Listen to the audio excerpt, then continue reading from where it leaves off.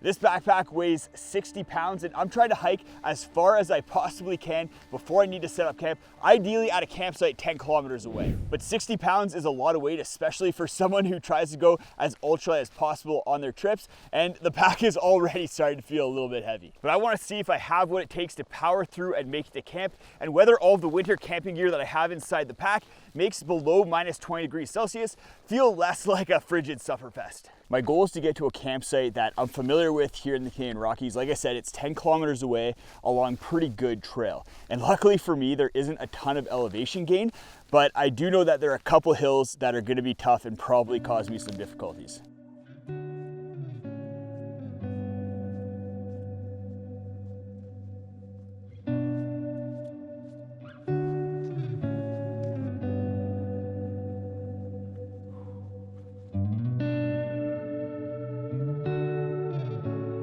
We're a couple kilometers in and we've made it to the first hill. The flats haven't been too bad, even though I am feeling it on my hips and my shoulders. But I know that this hill, even though it's only a few hundred feet in elevation gain, is gonna be tough. What I'm hoping for is that the training that I've been doing over the last while is able to get me through it.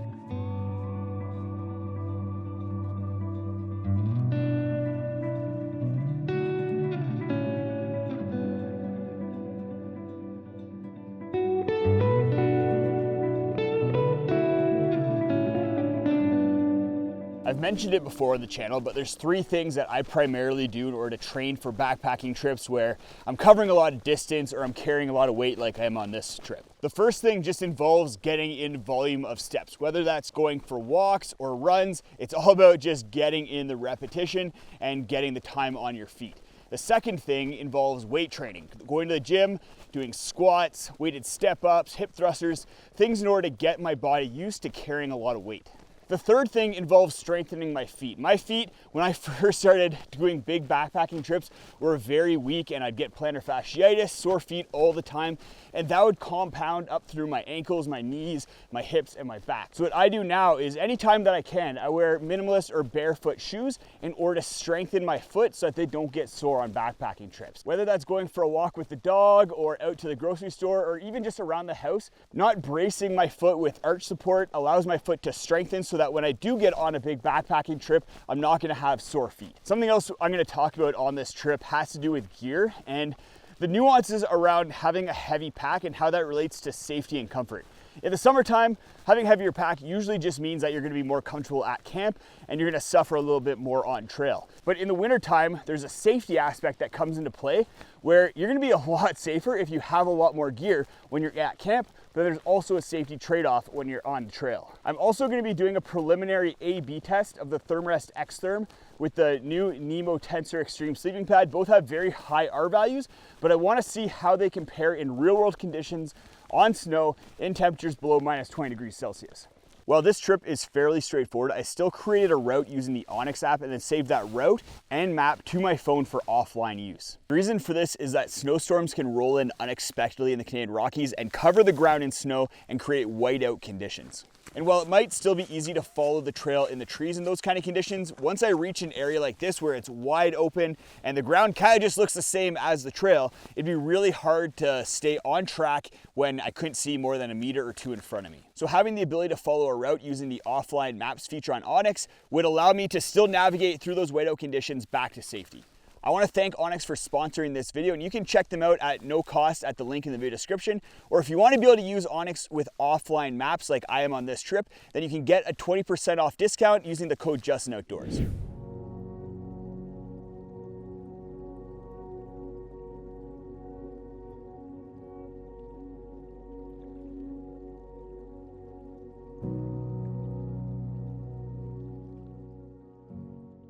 This unicorn just offered to give me a ride to the campsite, but I said, nope, I gotta do this myself and carry this pack all the way. Thank you though, I appreciate it. I was just kidding, that was not a unicorn, it was just a wild horse. But I'm just over halfway, and while I kind of want to stop and set up camp here, I want to really push through to the campsite because I know that there's probably going to be pre-cut firewood there. It'd be great to have a fire, and I brought all of the things that I need in order to have a fire tonight in order to stay a little bit warmer. So gonna keep on trucking and hopefully get to camp in the next couple hours here. I was walking down the trail following one wolf track and then got to this section. All of a sudden there's a ton of wolf tracks. I don't think it's just the one. I think there's 3, 4, maybe even 5 wolves that have all kind of like joined together here. And I'm not as scared of wolves as I am bears, but they're still pretty scary, especially when they're in a pack. Luckily, I do have bear spray with me because it is bear season still. It's just the beginning of winter. So hopefully I don't run into them, but if I do, yeah, fingers crossed the bear spray works. Hey, wolf. Is that even gonna work? I don't know. At least I'm letting them know I'm coming.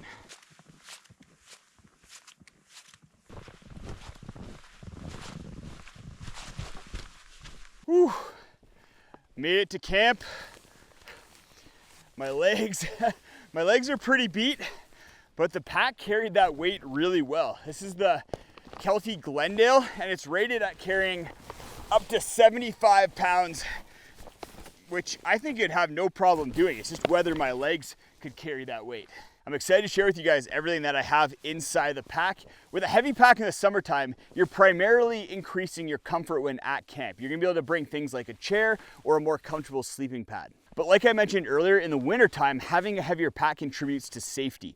The forecast for tonight is only supposed to be down to just below minus 20 degrees Celsius, but my sleep system would keep me warm down to minus 50. So I have a very large buffer there in case temperatures get below forecasted. The last thing you want is for temperatures to drop well below forecasted and for you to be very cold out in the backcountry, far away from the trailhead. That's a very dangerous situation, and people have died in those kind of circumstances. So having a heavier pack in the wintertime increases safety in that regard, but on the flip side, having a heavier pack when on trail is more dangerous. You're much more prone to slips and trips while hiking through snow and on ice, and then if the snow is deep, you're going to be post-holing and sinking into that snow, which is going to wear you out a lot more, even if you have snowshoes or skis. And hurting yourself in the wintertime is a much more serious thing than in the summertime, because as soon as you stop moving, you start getting cold and you have a very small window in order to get inside your sleeping bag, get your sleep system all set up in order to be warm until help can hopefully arrive. So just like in the summertime where you're balancing trail comfort with camp comfort, in the wintertime, you're balancing trail safety with camp safety. And luckily with today's technology, you can be warm in the wintertime down to really cold temperatures with a pack that only weighs 30 or 40 pounds. I'm gonna get my pack packed up, set up my tent and sleep system. I'm really excited to be testing out the Nemo Tensor next to the X-Therm, see how they do side by side. I'm basically gonna be sleeping on one in my sleeping bag, and then I'm just gonna hop over to the other one and just kind of listen to podcasts and see which one's warmer. It's gonna be the first real test where I've taken the Nemo Tensor out in very cold air temperatures on snow. I got camp all set up. I'm using the Black Diamond Mega Light tent. It's just a floorless mid tent that uses a pole up the middle. I love this style of tent in the wintertime because it's really easy to take down and it's very lightweight. And then I got the 2 sleeping pads right here.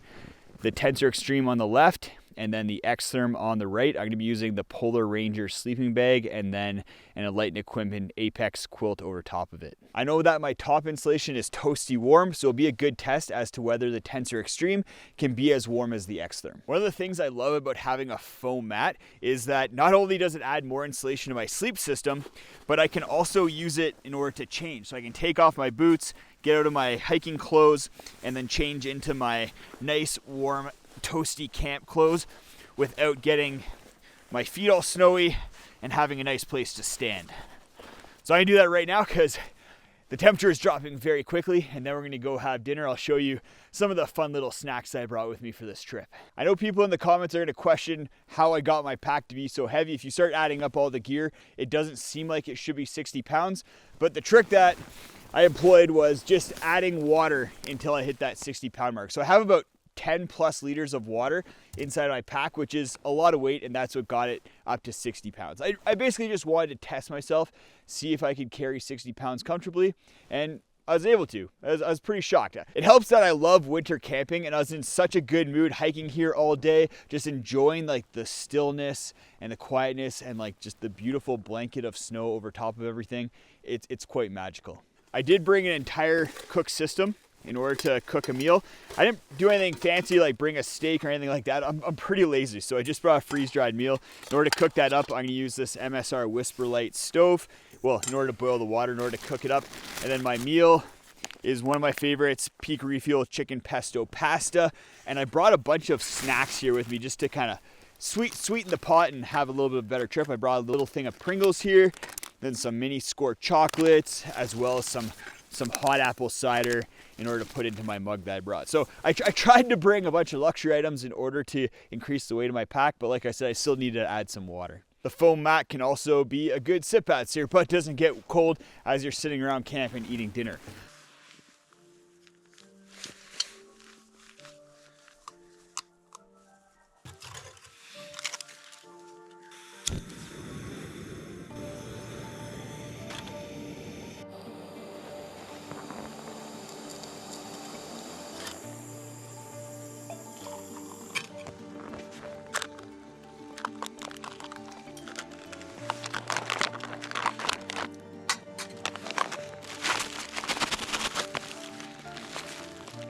It's gonna be about 10 minutes for my meal to rehydrate. I have it inside my jacket here, inside that koozie in order to keep it warm. As I wait for my meal to rehydrate, I'm gonna share with you one of my favorite new pieces of gear for this winter. It's a pair of over mitts from Decathlon. They're really big. I got the biggest pair that you can get, and that's so that I can put a pair of insulated mitts over top of my liners and then put these on over top.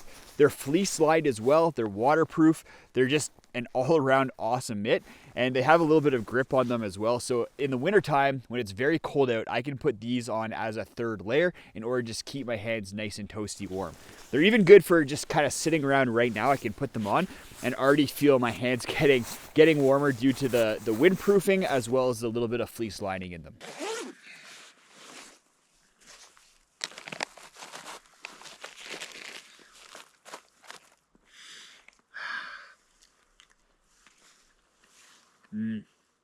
Something that I like about this koozie over the one I made myself out of Reflectix, even though this one is quite expensive, is the fact that I can tuck my hand in underneath the back flap there and then keep my hand warm as I eat it. I can't really do that with the one that I made myself. I could probably fashion something, but I really like that little design feature of this one.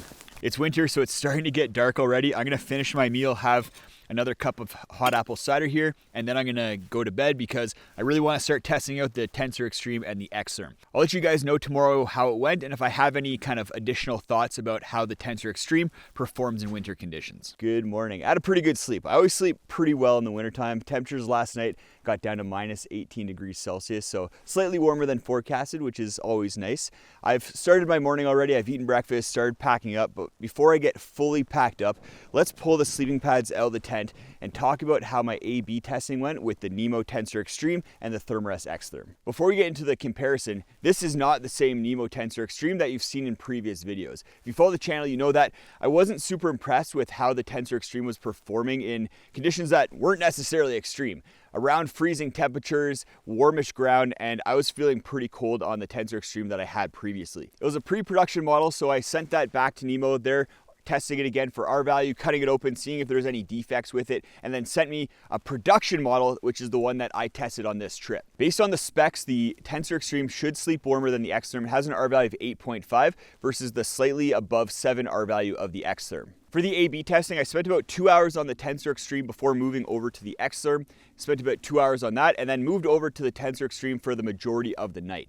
I probably spent a total of 8 hours on the Tensor Extreme and then another 4 hours on the X-Therm over the course of the night before I fell asleep and then in the morning. Just spent a couple hours on the X-Therm, moving my pillow over. I'm gonna shimmy over to the Tensor Extreme and finish off the morning on that sleeping pad. At no point was I cold on either pad. I knew that if the Tensor Extreme got really cold, I could just shift over to the X-Therm. I slept on the X-Therm in conditions like this and had no problems with it. But over the course of the night, the Tensor Extreme performed really well. But there are some nuances with it, which I was observing as I was sleeping on it. First of all, when I was laying on my back on the Tensor Extreme, I was toasty warm. I did not feel any cold spots. I was using the Thermarest Polar Ranger, which is a really big sleeping bag that covers up a lot of space, and that's going to be relevant in a second here. But as soon as I shifted to my side on the Tensor Extreme, I started feeling cold spots basically where my body was touching the pad. And I think what was happening is when I turned onto my side, it was exposing more top surface area of the Tensor Extreme, which was then leading to convective heat loss through that surface area. When I replicated that exact same scenario on the X-Therm, I wasn't feeling as many cold spots. My theory for why this is happening has to do with how the Tensor Extreme is constructed. It uses 4 thin pieces of mylar sheet that are suspended inside the pad that reflect your heat back to you. But because of the way they're suspended, right above that top piece of film, there's a little gap. And that gap is across the entire top of the pad. So any part on the top of the pad that is exposed is going to be a source of heat loss for you. So as I shift from my back, where I'm covering up a lot of the pad, to the side, I'm exposing more of the pad and then having more heat loss because of the way the pad is constructed. This is only a theory right now, and it didn't lead to cold spots that were cold enough to cause me discomfort. It was just something that I noticed when I was paying attention to it.